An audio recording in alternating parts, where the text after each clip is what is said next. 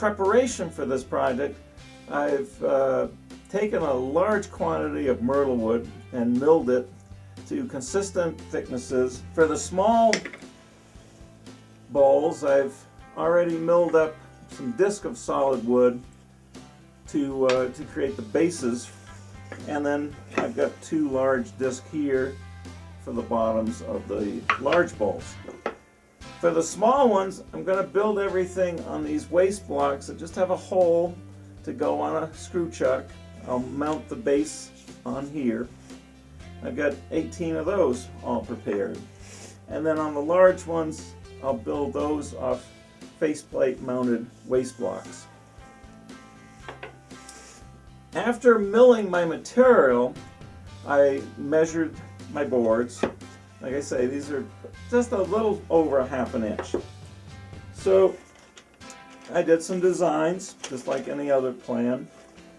I'll show this again during the project, but there's the design for my small bowl, and I've done a very similar design on the large bowl. And again, I'll show these plans as I go along. Before doing anything, I made sure I had nice dry material. For my first step, I'm going to mount those base plates on the various waste blocks. The small ones here, and then here's one of the big ones going on this big block of mesquite. Whenever you can, use that tailstock as a centering device. A few spring clamps frees up my lathe. My first rings are always going to be the widest material. So looking at the plans, I find on my big bowl, the bottom ring is 3 inches wide. That's the largest one. And then I'll go to the next largest and so forth down the line. By cutting the widest segments first, that allows me to re-rip the material to the next size down. A lot less waste that way. So to get started on my segmented rings, ripping material at 3 inches, I've mixed and matched the colors, and now I'm cutting segments. Cutting 2 at a time. They're only about a ½ an inch thick, so the saw handles 2 at a time. A dry fit confirms that my saw setting is exactly at 11¼ degrees. So I've cut quite a few segments. Remember, I'm making 2 large bowls. The largest ring is number 2. There's those 2 rings. And then just above that, ring number 3, there's 2 more of those. Now my other plan, at the bottom of my small bowls is the widest ring, number 2, and there's 18 of these bowls that has to be made, 2 sets of 9, so there's 18 of those rings. Prior to gluing rings together, I need to generate a lot of little spacers. These are tiny dowels being split and then cross-cut into my spacers. I'm going to need a lot of these. Now the glue jobs, there's nothing remarkable going on here. Just a lot of work to spread glue everywhere. The large rings get clamped to the hose clamp.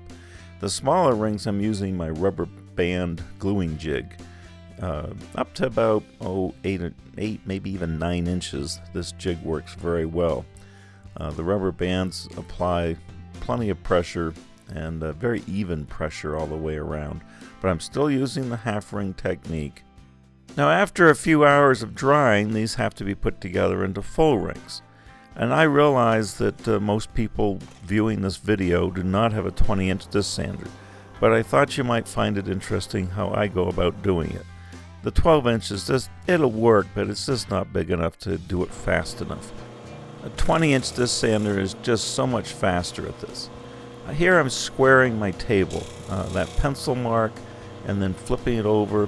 When the pencil mark disappears very quickly, I know my table's square.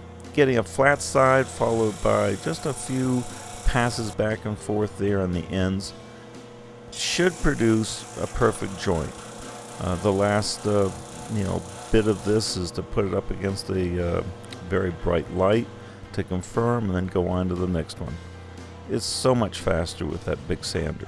Although with bigger rings, a little touch up on this device with 80 grit paper really does improve the surface a little bit. The glue jobs, putting halves together, nothing special there. Little glue clamps or rubber bands. These are now done. I can check off number 2 and number 3 here on my big bowl, and number 2 on my small one. The next size up, 1.9, that requires recutting the material. Going to my chop saw, cutting more segments. I'm now cutting 3 at a time. The material's a little smaller. The saw is still producing very good surfaces.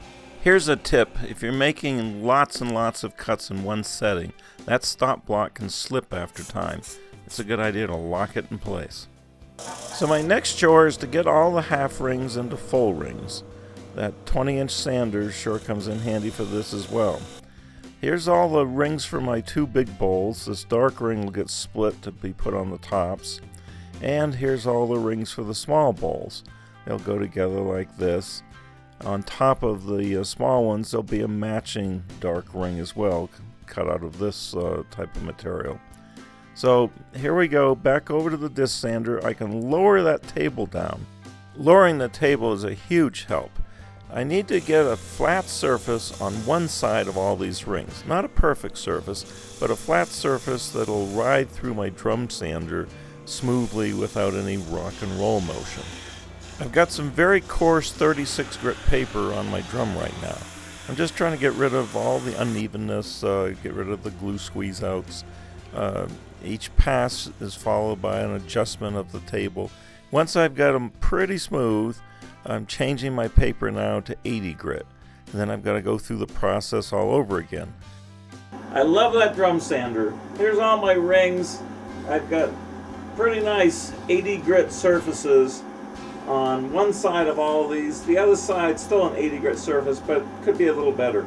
Number 2 will go onto the base plate. 3 and 4 get paired. 5 and 6 get paired. And then on the large vessel, the same kind of thing. Number 2 onto the base. 3 and 4 get paired. 5 and 6 and so forth.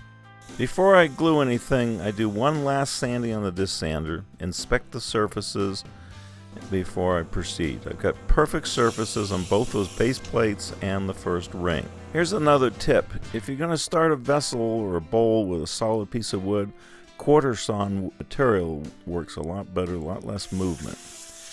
Okay, now we're ready to glue this on. Plenty of glue, smearing around and then inspecting to make sure I've got glue everywhere. You can see I'm using that cone on my tailstock as a centering device. Works really well. And then a series of spring clamps puts this together.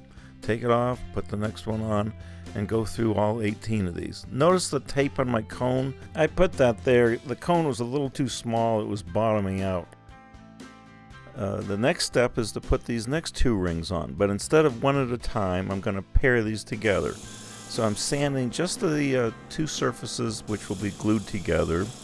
Then I need to go over, put some reference marks to align the bricklay effect. One more step before gluing them. They've got to be clean. The glue job's nothing special, but you got to be careful to watch those reference marks. I like to put a couple of clamps on for a few seconds and then take the clamps off. That drives the excess glue out and makes it a little stickier, so that as I'm making my adjustments, the rings will stay in place a little bit better. So here are all the pairs for the small bowl. Now the first segmented ring on the large bowls goes together much the same way, except my cone is not big enough, so I'm using this little tapered piece of mesquite much the same way. To move my 2 big bowls along, I've put rings 3 and 4 together. Now I'm back to the small bowls. I'm going to use a little different technique here for adding rings 3 and 4. I've trued up my ring. I'm going to eliminate some wood on the inside, which doesn't need to be flattened because it doesn't come in contact. And I've trued up this edge. But instead of doing the flattening completely on the lathe, I've gone over to the disc sander, done the pencil trick, got a very flat surface there within seconds. Now I've got this piece of MDF that I've customized. That's going to allow me to perfectly center this layer of 2 rings, 3 and 4, using my tailstock.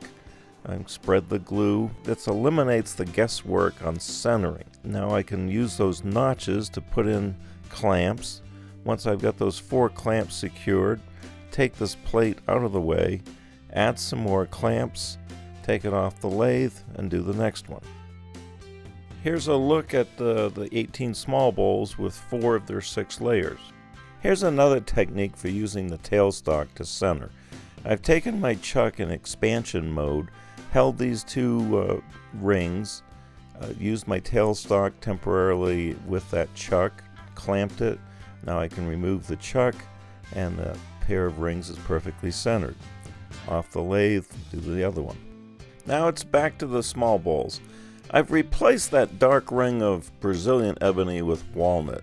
I just didn't like the look of the Brazilian ebony. The walnut's a much more compatible look. Instead of splitting this ring first, I'm going to sandwich it between 2 layers of myrtle. I clamped it temporarily just to get the glue a little stickier, make the adjustments, and then clamp this up. Doing it this way just saves me 1 glue step. To split these, I've mounted them on my chuck in expansion mode, gone almost all the way through, and then finished it off with a few strokes of the saw. Now gluing this on, pretty simple. The diameters pretty much match, so I don't really need any special centering device. I can just feel around the edges and line those up. Here's my small bowls all ready to go on the lathe and be turned. Okay, back to the large bowl. This is another technique. The ring is too big in diameter to temporarily hold it with clamps. The clamps would be in the way, so I've used some dabs of hot melt to hold it in place, centered on this MDF device. I've done a dry fit, placed some tape as my rotation indicator. The glue job is the same, using the tailstock, lining it up, putting some clamps in place, removing the MDF disc, and throwing some more clamps on there. This is just one more solution to that challenge of keeping things centered. Well, the turning portion of the project's pretty small, although there's 18 of these small ones to turn. First step, just getting rid of all the ridges, all the stair steps, working on a nice smooth profile. This is pretty easy turning, actually. I want a consistent diameter, so I've used this little MDF gauge, 6.5 inches, just to give me a chance of getting them all consistent. The inside, nothing special there. My tool of choice is a 1/2-inch bowl gouge. I'll also use a big half-round scraper at the very bottom here. But want a consistent wall thickness of around 3/8 of an inch. This is not going to be a flimsy little bowl. It's going to get a lot of use. Just working at a nice, smooth, profile. My goal with my turning tools is to get the best finish possible in order to avoid coarse grit paper. I'll start with 220, sand through 400, and then I'm going to use General Finishes solid bowl finish. Never used it, but it seems to work pretty nicely.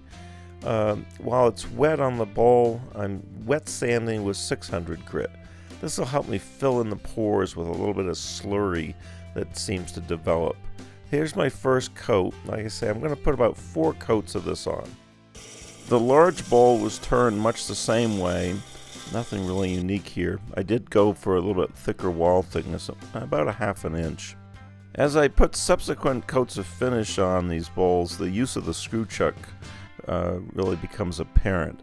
I hit it with some 400 grit sanding material here, followed by the use of a tack cloth, a coat of finish, wipe off the finish, and grab the bowl, hit the reverse switch, hit the forward switch, throw another bowl on, and so forth. It only takes about a minute per bowl to put a coat of finish on. After 4 coats, I used a parting tool and then a little hand saw to take these off the waste blocks, both the small ones and the large two. The next step, obviously, is to clean up these bottoms.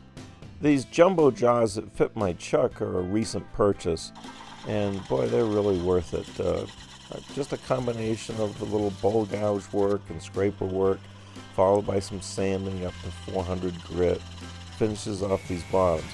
Now, normally I would put a few decorative grooves on the base, but since these are going to be around food, I want a smooth surface, a surface that can be easily cleaned. Sanding them and putting 4 more coats of finish on the bases finishes off the project.